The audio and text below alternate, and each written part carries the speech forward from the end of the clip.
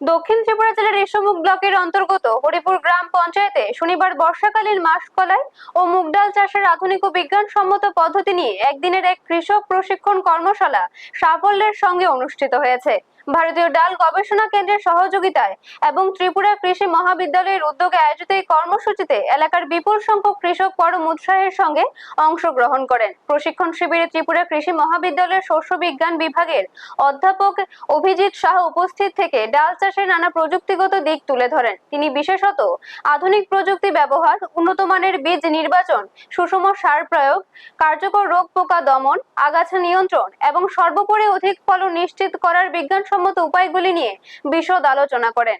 এর পাশাপাশি মাটির গুণমান ও স্বাস্থ্য রক্ষা, জলবায়ু উপযোগী আধুনিক চাষাবাদ এবং সঠিক সময়ে বীজ বপনের উপর গুরুত্ব দেওয়ার জন্য তিনি কৃষকদের পরামর্শ দেন। কর্মশালার শেষ পর্বে কৃষকদের মনে থাকা নানা প্রশ্নের উত্তর দেওয়া হয় এবং ডাল উৎপাদন বাড়িয়ে আয় বৃদ্ধির সহজ উপায় বলে দেওয়া হয়। আয়োজকদের মতে এই জাতীয় প্রশিক্ষণমূলক উদ্যোগ কৃষকদের নতুন প্রযুক্তির সঙ্গে পরিচিত করবে এবং ডাল উৎপাদন বাড়িয়ে তাদের আর্থিকভাবে স্বনির্ভর করতে কার্যকর ভূমিকা রাখবে।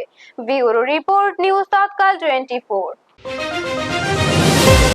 ভারতীয় ডাল গবেষণা কেন্দ্রের অর্থায়নে কৃষি কলেজের ব্যবস্থাপনা এবং ঋষ্যমুখ কৃষি মহকুমার সক্রিয় সহযোগিতায় আমরা এখানে মুগ এবং বর্ষাকালীন মুগ এবং মাসকলাই চাষের উপর এক দিবসীয় প্রশিক্ষণ কর্মসূচি এবং বিভিন্ন কৃষি উপকরণ প্রদান অনুষ্ঠানে চাষিদের মধ্যে এখানে এসে উপস্থিত হয়েছি।